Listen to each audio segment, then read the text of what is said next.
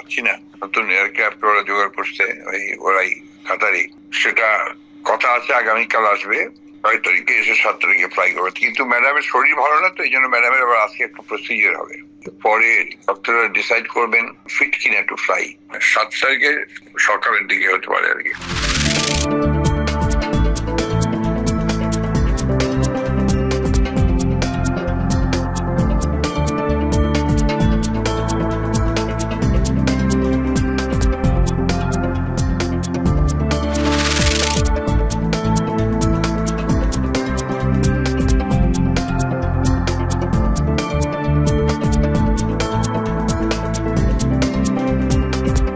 এমন একটা বাংলাদেশ চাই যেই বাংলাদেশে এদেশের সরকার প্রধানকে বুলেট প্রুফ গাড়ির ভিতরে ঢুকে চড়তে হবে না,